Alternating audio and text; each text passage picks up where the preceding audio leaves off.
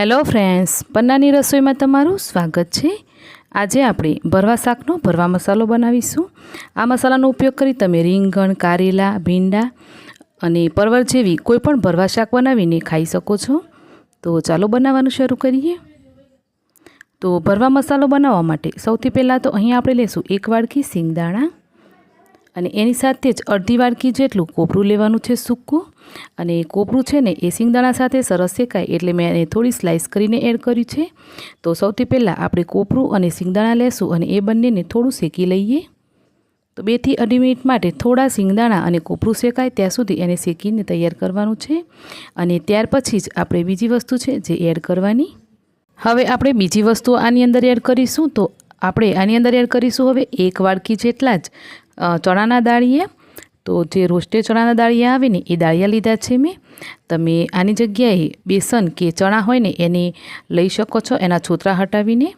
ત્યાર પછી આપણે 3 ચમચી આખા ધાણા એડ કરીશું, 1.5 ચમચી જીરું એડ કરવાનું અને 3 ચમચી સફેદ તલ એડ કરીશું। સાથે જ એડ કરી દઈશું ખાસા બધા એવા મીઠા લીમડાના પાન। તો મીઠા લીમડાના પાન આ રીતે તાજા હોય તો તાજા લઈ શકાય, તાજા ના હોય ને તો તમે સૂકા મીઠા લીમડાના પાન પણ લઈ શકો। હવે આપણે એની અંદર એડ કરીશું 1 તજનો ટુકડો, 2 સૂકા મરચાં અને આટલી જ વસ્તુ એડ કરી હવે આ બધી જ વસ્તુને આપણે શેકવાની છે। તો એકદમ ધીમા ગેસ ઉપર તમારે આ બધા જ મસાલા શેકી અને તૈયાર કરવાના। તો ફ્લેમને મીડિયમ રાખીને શેકજો જેથી મસાલાઓ છે ને એ જલ્દી ચઢે નહીં અને બળી નહીં। જો જલ્દીથી મસાલાઓ બળવા માંડશે તો એમાંથી સુગંધ છે ને એ સારી નહીં આવે અને ભરવા મસાલામાંથી થોડો કડવો ટેસ્ટ આવવા લાગશે। તો ચાલો બધા જ મસાલાઓ આપણે સરસ ધીમા ગેસ ઉપર શેકીને તૈયાર કરી લીધા છે।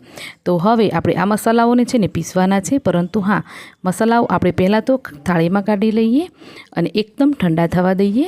જ્યારે મસાલા એકદમ ઠંડા થાય પછી જ એમને પીસવાના, ગરમ આ મસાલા પીસવાના નથી। તો મસાલા અહીંયા ઠંડા થઈ ગયા છે તો આપણે એને મિક્સરમાં લઈ લેશું અને હવે આપણે આ મસાલાને પીસી લેવાના છે અને એનો પાવડર બનાવી લેવાનો।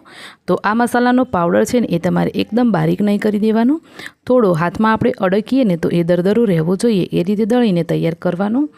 તો જેવું સૂજીનું ટેક્સચર હોય ને એવું આવે ને મસાલાનું ત્યાં સુધી એને પીસી લેવાનું અને પીસી અને એક વાસણમાં કાઢી લેશું।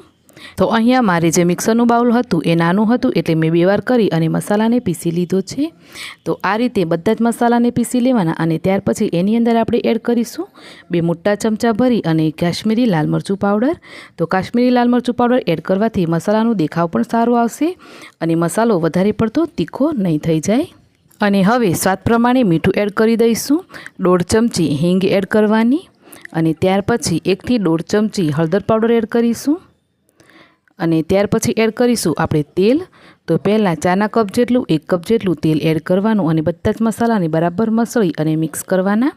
અને તેલની અહીંયા તમને જેમ જરૂર લાગે એમ આ તેલ એડ કરતા જવાનું અને આ મસાલો બનાવીને તૈયાર કરવાનો છે। તો આ રીતે બધી જ વસ્તુ મિક્સ કરી અને એકદમ સરસ એવો આપણો ભરવા મસાલો બનીને તૈયાર થશે। તો અહીંયા તમે જોઈ શકો છો કે આ રીતે બધા જ મસાલાઓ મેં મિક્સ કરી લીધા છે અને મસાલા મિક્સ કર્યા પછી તમે જોઈ શકો છો ફ્રેન્ડ્સ કે મસાલો કેટલો સરસ દેખાઈ રહ્યો છે। તો આ રીતે ભરવા મસાલો બનાવી આ મસાલાને તમે 1 મહિના સુધી ફ્રીજની અંદર રાખી સ્ટોર કરી શકો અને વિવિધ પ્રકારના તમે ભરવા શાક બનાવીને આરામથી ખાઈ શકો છો। જ્યારે પણ કોઈ ભરવા શાક ખાવાનું થાય અને તરત જ આપણે મસાલો બનાવવા બેસવા પડતું હોય છે તો આ રીતે તમે ભરવા મસાલો બનાવી લેશો ને તો તમારે તરત જ તમે આ શાક બનાવીને ખાઈ શકશો।